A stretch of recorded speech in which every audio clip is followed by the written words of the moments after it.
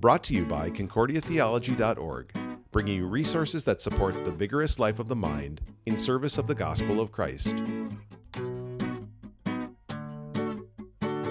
Welcome to Tangible, Theology Learned and Lived. We're exploring the ways in which theology permeates all aspects of life.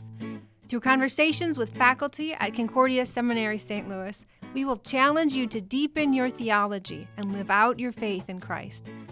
I'm your producer and host, Jessica Bordelot. I'll talk with a variety of professors on a variety of topics, something different every episode, but all pointing to the intersection of faith and daily life, because it's tangible, theology learned and lived. Today we're talking about technology and the church. That's the theme of this year's Theological Symposium here at Concordia Seminary. And one of the plenary speakers who is in town for the symposium is Dr. Bernard Bull. Dr. Bull is the president at Concordia University, Nebraska. As a professor, author, speaker, and academic administrator, he's had an ongoing interest and expertise in educational technology, and that's the area in which he earned his doctorate. Dr. Bull, welcome to the show. Thanks. Good to be here. Our other guest is Dr. David Maxwell. He is a professor of systematic theology here at Concordia Seminary St. Louis. You've heard him on previous episodes, including Artificial Intelligence and the Church. He is also one of our plenary speakers at the symposium, and his presentation is titled AI and the Soul. Dr. Maxwell, welcome back to the show. Thanks, Jessica. Good to be here. I want to know more about how technology has influenced the church, past, present, and future. So here's your opening question. Which two forms of technology have had the greatest influence on the church in the past, and you can't say the printing press? That's too easy. Dr. Bull, you get to go first. We could go so many different directions on this one. Well, maybe even before I answer the question, I should explain how I think of a technology, the definition that I use. So I often just use a very broad concept. So bodies of knowledge that are used and applied for a variety of purposes. Some talk about technology just in terms of solving problems, but I don't actually use that definition because a lot of technology today is not necessarily being used to solve a problem as much as to pursue a possibility or to explore something. So I tend to think of technology in terms of applied systematic knowledge, but also just making use of resources around us. With that really long kind of introduction, or at least with that caveat of definition, the first technology that I think of when I look into the scriptures is a technology that God introduced, which is clothing. So we know that takes us all the way back to the Genesis account of sin entering the world, and we have this example of God, creating these clothing so that they won't be naked. But it's really interesting to think about how the introduction of the technology of clothing has emerged and developed throughout history. Think about even the role of clothing within the church. We have all these Old Testament examples of how clothing was used to symbolize or represent different things. In the contemporary church, we have vestments and other forms of clothing. In fact, start this conversation with a group of people. Ask them about the origin of the clerical collar.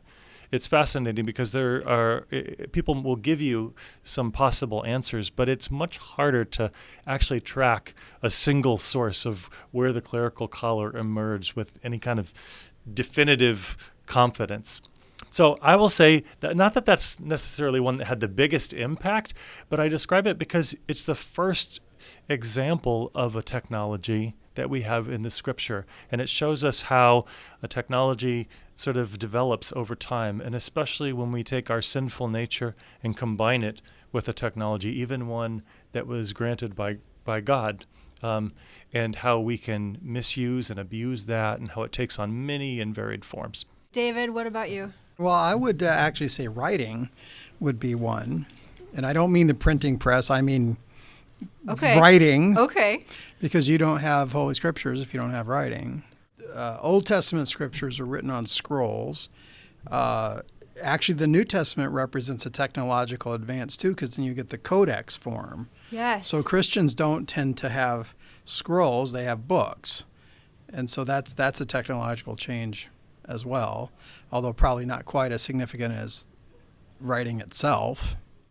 What was the second that you were going to Well, say? writing is a really interesting one to kind of jump off of and continue. That also is another one where we have an example of God's role in the use of a technology, especially in the Old Testament, right? In terms of the Ten Commandments being provided, but we have as the scriptures are being recorded, our understanding, our theology is this is not just some independent human endeavor, but it's God at work through his people to preserve the truth and ensure that it's proclaimed with truth and integrity.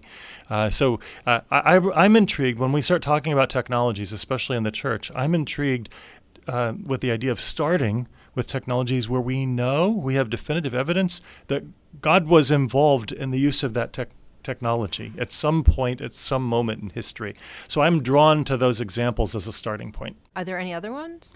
Well, we have plenty. I mean, if we go through the scriptures, you could have dozens and dozens of examples of technologies.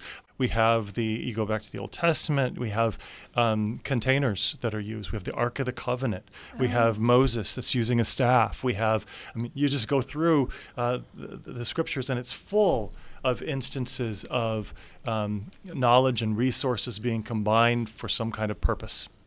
What about you, Dr. Maxwell? Well, I don't know if this is the church in particular, but since we're on the topic of technology in the Bible, one thing that fascinates me about it is there are also examples of technology that's clearly negative in the Bible. And so, for example, after you have Cain and Abel, then you have the descendants of Cain, and they're responsible for things like metalworking and even building musical instruments and stuff like this. So there's at least a suggestion that all this is coming from Cain. So you wonder, is that a criticism of it, or how do you take that? You have the Tower of Babel. I mean, that's obviously a negative use of technology, where you're using it to try to kind of replace God. We want to live where God lives, up in the sky. But on the other hand, if you think about the book of Revelation, you have the streets of gold. Well, now metalworking seems to be okay, right? I mean, so the Bible itself is very interesting in how it portrays different technologies. And I don't quite know what to do with all of that, but it just strikes me. This is still biblical, but the cross is a piece of technology. So that would be pretty influential on the Christian church. I suppose there's all kind of things. If you're thinking about the Roman period, the road system, the ships, I mean, because it enables things like the missionary journeys and things like this. Yeah, so the road system, there's been a lot written about that, of course, in the way in which the road system became a wonderful gift and resource for communicating the faith in the early church. But we also have just the form of communication across distance, certainly not to the point of the telephone and the internet and other technologies like we have today and the speed at which messages can travel from one location to another. But we did already have in the early church with the Roman road system and with the method of passing messages from one place to another. There was a really ornate system in certain parts of the world for getting a message and someone traveling from one place to another. You'd have these couriers or people located in certain places. So a person would bring the message. They'd have to take it a certain distance and hand it to the next person, who in return would hand it to the next. So there was a whole system. It was kind of like a first generation U.S. Postal Service, maybe not quite as reliable, but a system like that.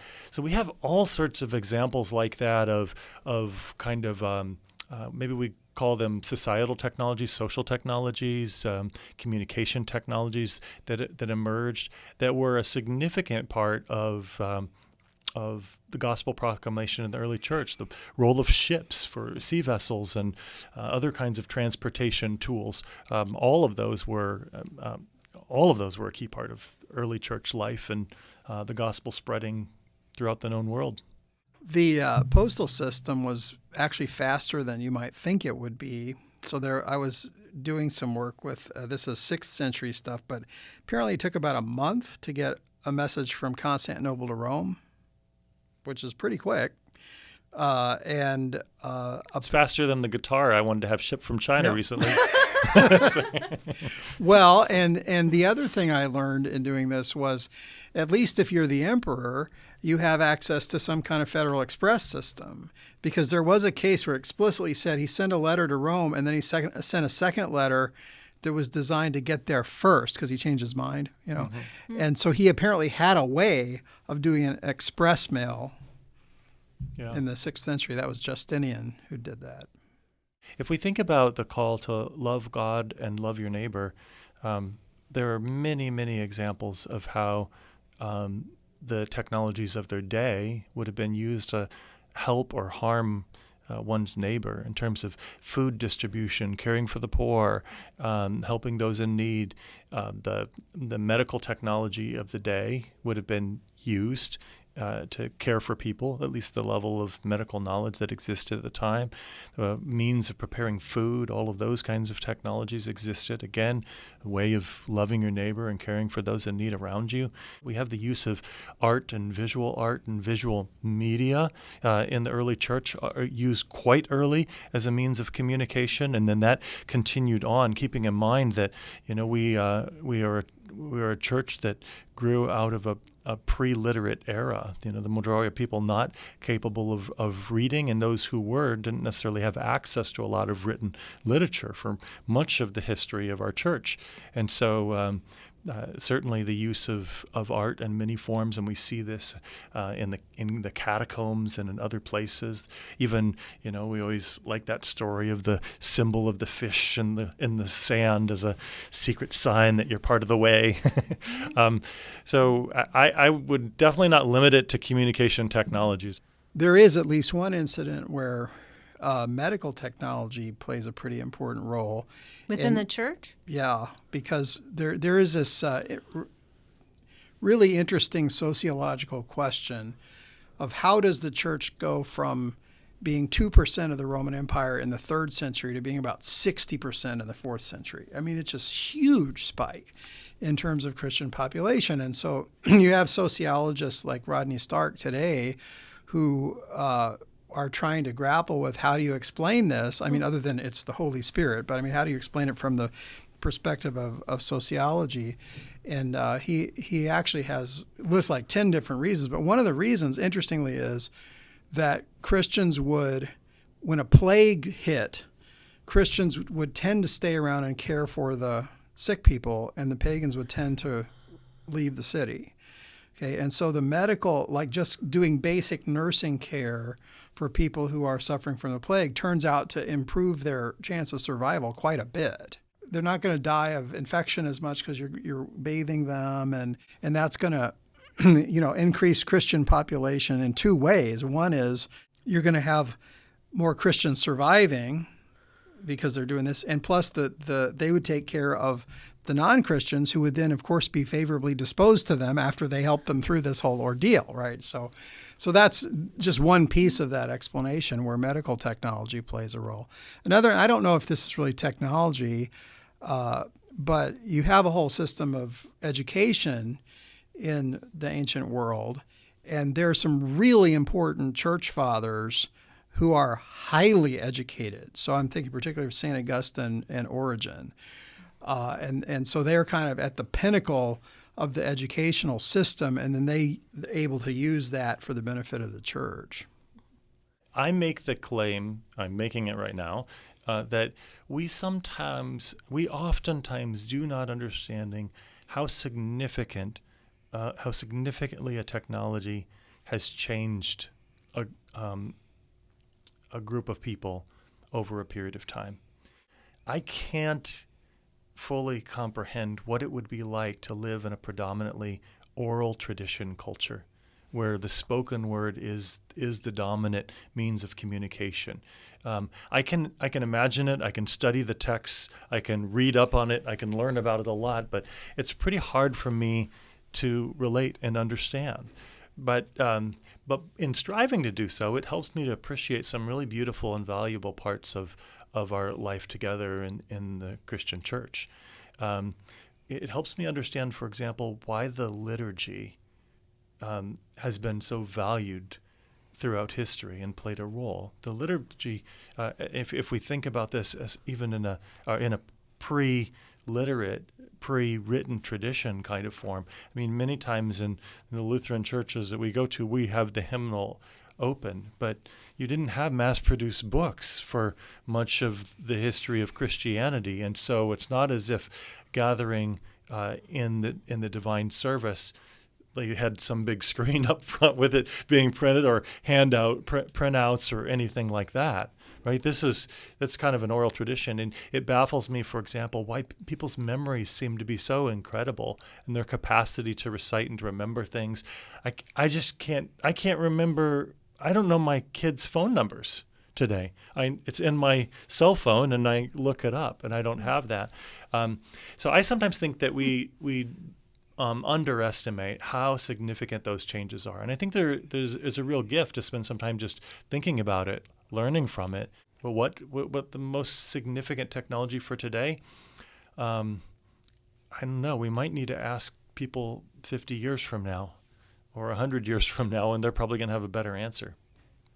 In the last 10 years, which technology has developed that has influenced the church the most? But it didn't seem like that was long enough. It seemed like you said, would have had to have been something 50 years ago that's showing up now. Well, one technology that we probably ought to mention is radio.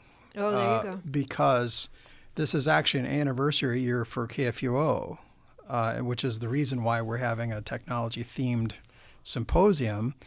That was the impetus for it. We wanted to broaden it beyond just radio, but it's a really interesting case of the Missouri Synod kind of being an early adopter of a new technology and trying to use it in service of the gospel. Yeah, I think that's beautiful. And actually, in the talk that I'll be giving at the symposium I'm at right now, I go through 10 stories of different technologies in the life of the church historically, and radio is one of them for that reason.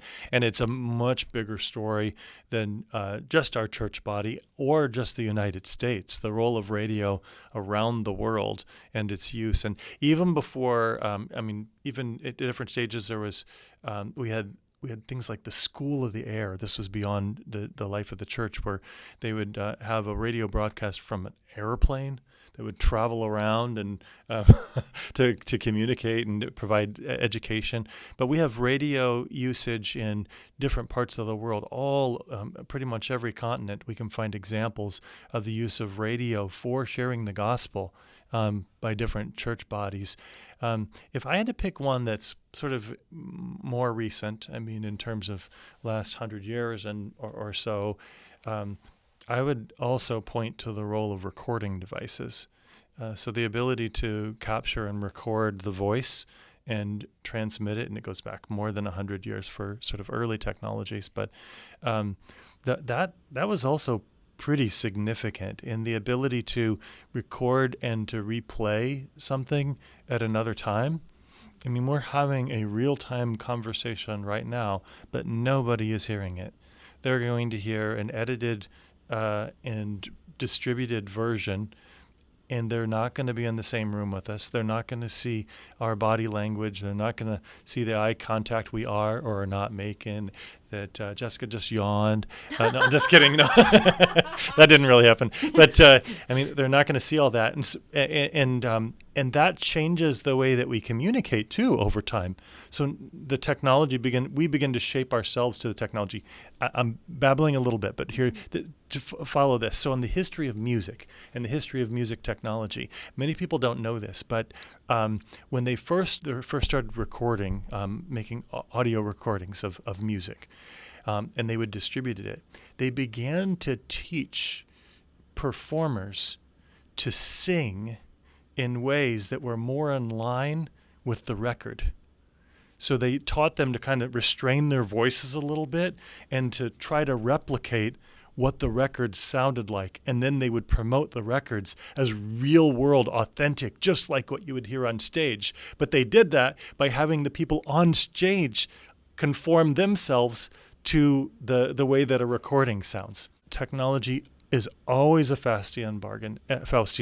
It always has plus sides and downsides. It can be used for ill, or it can be used oftentimes for good. It always tends to have winners and losers. Some people benefit from it, while other people maybe are have more disadvantages as a result of the shifting of power or influence of a technology. I mean, it always seems to have that. And it always, over time, changes us in some way. It has an influence on our behaviors, our actions, how we speak, sometimes even our beliefs and our values over time. And that's why I like an example of something like audio recordings. The fact, and it was amazing to me when I first learned that. I had no idea, but the thought that somehow performers were actually going to be taught, and then just do it because they saw other people doing it, taught to sing live in a different way because the technology was leading them to do that. And we have lots of examples of that today from new and emerging technologies. Well, I can sort of relate to that. So I'm an organist, and there have been times when I'm learning this piece and I want to say, well, I'm not sure exactly how to interpret it. So I go on YouTube and find a couple examples and just see how other people do it. And that does have an influence. Yeah. You could look at just a history of the use of instruments at different times in the history of the church, and what role did that play? Of course, we know that the pipe organ wasn't being used in the first century church. So we do know that there was an ortum to the divine service as people gathered together, however, likely more a cappella kind of singing and the like. But that'd be a fascinating journey to see how just one strand of musical technology through the history of the church has influenced and shaped what we do today. Every major technology has an era where there were people that expressed usually legitimate, genuine concerns about the risks and the dangers and how it would change something about their community together, their life together, about society, something like that. We have examples. There's this little account at the beginning of a book. Neil Postman, who's written a lot of books he wrote a lot of books about technology while he was alive, and I think it was at the beginning, the introduction to his book Technopoly. Might have been one of his others. I don't know. Maybe some listener can fact check this.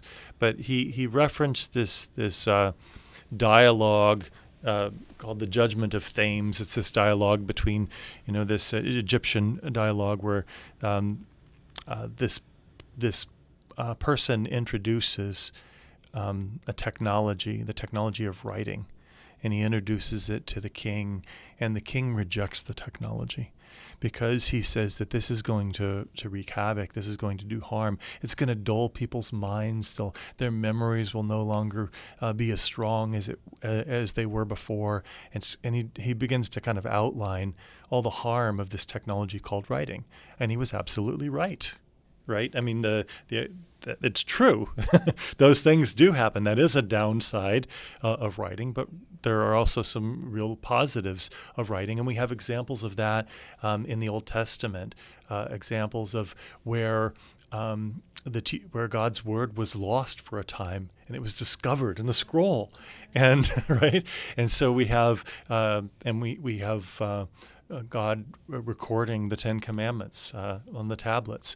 So we certainly have examples of where the use of writing can remind us of that which we've forgotten and point us back to the truth that God wants us to rest and reside in. Now, Dr. Maxwell, you've done some neural networking with AI, kind of dabbling with it at home, and you are speaking at the symposium about AI and the human soul. Now there's a lot of fear about AI. Do you think that will be a technology used by the church for positive in the future? I think the place we're at with AI, it's too soon to tell what's going to happen. I mean, my sense is that this is a kind of turning point in history, in that we can't really imagine what society is going to be like after this thing fully kicks in. So I don't really want to make any predictions. Mm-hmm. Well, then you'll have trouble answering my third question. Which developing technology do you see as a game changer for the future church? Well, certainly the two that even many listeners probably think of. One of them is certainly AI, because it's getting a lot of attention right now. And I don't want to downplay it at all. there's no question that what we're experiencing here is AI is not a single technology. It's a combination of multiple technologies coming together to make it possible. But it is significant because it's like, for example, a computer is not a single technology. A computer is hundreds and hundreds of thousands of technologies that are combined together, and AI takes that to a whole nother level. And it's one that if I have to put on kind of my skeptic hat, the one where I get very concerned about how big of an impact it can have, it's algorithm-driven short video social media platforms. So the Instagrams, the TikToks, the others. And here's why. So I remember, I wrote the book Digitized however many years ago, 5, 6, 7 years ago. And a lot of what I wrote was based on the research I had done over the prior 20 years. So some of those ideas, I had started presenting on some of the stuff about spirituality and digital culture back in the mid-1990s. That's when I first started really researching about it. And when Google came about and some of the different search engines emerged, the early search engines on the internet were search engine companies. They were companies whose primary service was to help you search the internet and find things. Google was not created with that as its primary purpose. Google was and is an advertising company. That's what they do. I've been to Google. I've talked to some of the leaders at Google, and they will tell you when you go on a tour at Google. Most people don't realize, but Google is an advertising company. And people say, well, how is that possible? Well, it's because when you search for something, we all know that even first generation of Google, one of the ways that they made their money was that the first things to show up on your search were not necessarily the ones most closely aligned or the best fit for what you were seeking, but they were the people who paid for the premier spots. So essentially, you were being sold to the companies. Your attention, your eyeballs were being sold to the company, right? But you got to choose what you would click on or what you wouldn't click on. There was still some freedom for you to vet and decide what you were going to read, and most of it was reading in the earliest generation. Sometimes now you might go straight to images or video or other things like that. Well, so follow that now though. That concept. And so now follow it to modern social media platforms that are primarily short form video formats like a TikTok or an Instagram. Now, whenever I want to find something on a TikTok or an Instagram, it is not like doing an internet search. I might put in my interests. I might type a keyword or a phrase or something like that. But most of what I see is driven by an algorithm. An adaptive algorithm that's based upon my behaviors, my habits, my interests, the data that it's collected about me. So and I've actually experimented with this with multiple accounts. I don't have a TikTok account for this reason today, but I experimented with different models. I had multiple accounts, and I created one that was very much focused on CrossFit and different fitness things that I'm interested in. I was interested in because I wanted it to feed me more fitness content, and so I did. That's what I did. I have all my interests, and I was very, very careful to like the things that were in line with what I wanted, and not like the others. Right, but. What I found to be very, very interesting, though, is that it would occasionally feed me something a bit beyond the scope of what I was interested in, perhaps to test the range of what I was interested in, and so it could feed me more content that it would be relevant. So it was almost as if it was trying to, I'm not claiming some kind of consciousness, but it's trying to discover what would best keep me engaged in the platform, right? And so over time, it changes. Over time, no longer is it just giving me the stuff that I wanted and that I consciously decided was best for me, but it will start to give me that which it thinks is going to keep my attention.